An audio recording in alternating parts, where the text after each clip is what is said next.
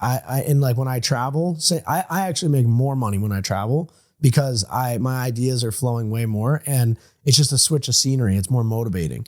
So that's why I always like, if you have a big house or you have a nice workspace, switch it up, work outside, work inside, work in your office. Like that will get the juices flowing in your mind. You're not going to get all stagnant and bored. You want to be excited, you know?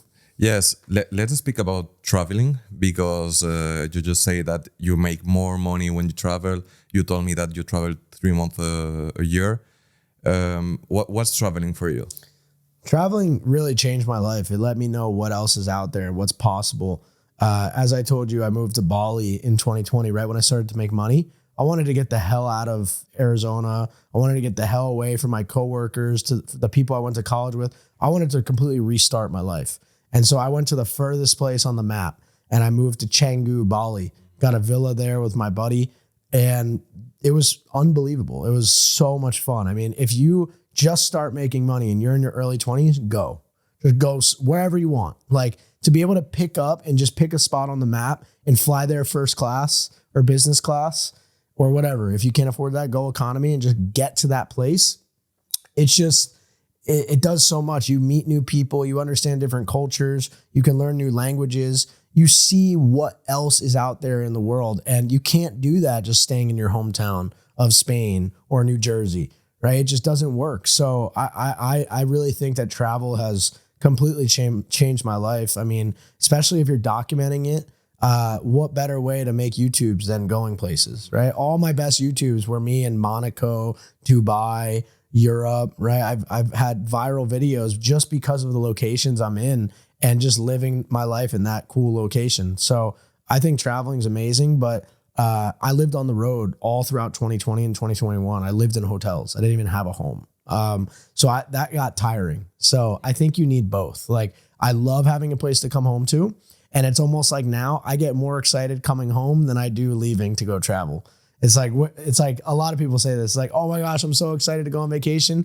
Then you go and then, 2 weeks later, you're like, I just want to go home. So you need both, right? I like having a place where I can absolutely dial in. I got my gym, I got my routine, I got everything, situated for my success. And then I can go out and travel and just come back and I know everything's good. But obviously that takes money and it's, it takes time to have a lifestyle built up like that.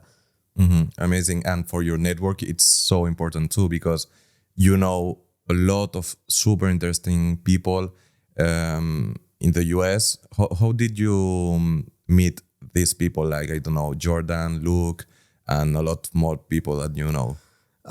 We all pay to play, right? Like we all just spend money to get in rooms with people that have money. I mean, that's the easiest way. Like I don't go out. You pay to play. Yeah. Amazing I don't go out to network, dude. Like that's not a thing for me. It's like people either come to me or I go pay a lot of money to go to some very exclusive event and I meet other people that pay just as much money as me. That's the only way I do it now. I've met all of my friends that I have now at paid masterminds, every single one of them. And the only way I got close to them, because it's one thing to pay and go to a mastermind, but now how do you stand out? You have to offer massive value, right? For example, let's take Luke Belmar. It's like, he has a way bigger social presence than me. He has way more money than me. He has more knowledge in crypto than me. He's been in it longer. What can I give him? Why would he want to become friends with me? Well, I have a bigger network than him. I got people like Mark Moss. I have people like Gary Brecka, #1 biohacker in the world. I know Luke likes biohacking. There we go. That is my value that I can provide him. I said, hey, Luke, I'd love to introduce you to my network. I got some people I think you would want to meet. Dude, yeah, absolutely. Hook me up. Boom. Connected both of them. Got both of those guys to speak at Capital Club last year. That's all I needed to do.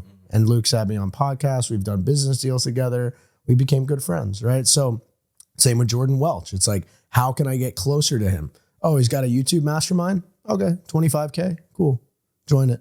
Now I was good friends with him before that. We met at Capital Club. We've been friends for like a year, but he understands the value proposition too. He's like, okay, Colin, is obviously a friend. He's starting up his YouTube. Let me help him on YouTube for 2 months for free. And then when I launch this mastermind, maybe he'll be my first client. And that's exactly what happened. He literally helped me for 2 months without a cent paid, spent all of his time, introduced me into his network, helped me with thumbnails, etc. And then, when it came time to launch his mastermind, he just politely brought it up. He already gave me so much love and so much value. I'm like, dude, of course. So it's all value. All relationships are value. If you can't figure out how to provide value and do it in a way that it's organic and natural, you're not going to have a network. Yeah, that's amazing. But it's so different that the mentality in Europe, for example, to maybe pay your friend, it's something that it happens, but it's not used to. Like maybe the friends are going to say, okay, but we are friends, so you have to do it for free.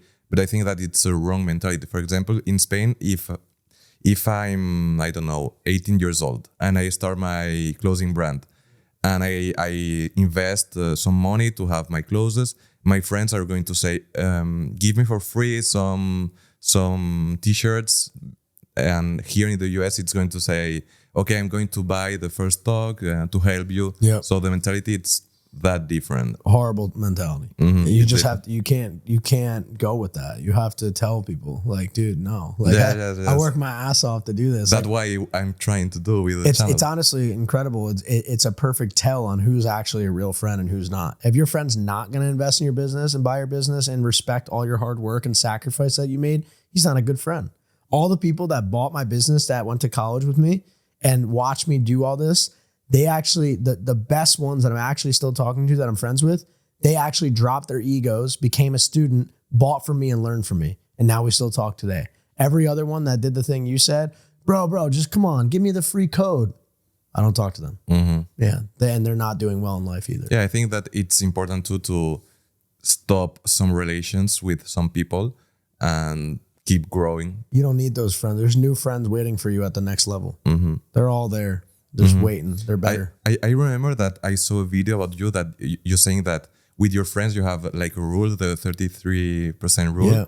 Can you explain? I think it's amazing. Yeah. So in life, you want to respect the rule of 33s. So 33% of your network should be people that you can bring up. You can help them, right? Give back to them. They're usually younger, right? Then you have 33% of your network that are on your level. They make the same amount of money in the same area. They have similar interests. They're around the same age. Great. These are your friends that you're hanging out with mostly. I go to the gym with these people, etc. Then you have 33% of people that are 20, 30 years above you. These are people worth 9 figures, billionaires. These are your mentors bringing you up. So it's this massive ladder of everyone just helping each other grow and grow and grow. What most people do is they only have friends on the under 33 to boost their egos. Right? They just get people that are lower than them that makes them feel confident when they're around them and it boosts their egos. And that's horrible, right? If you're in a room and everyone is not as smart as you, you're in the wrong room. I'm only in rooms with people that are smarter than me. I want to be the dumbest person in the room every single time. Amazing, man. We are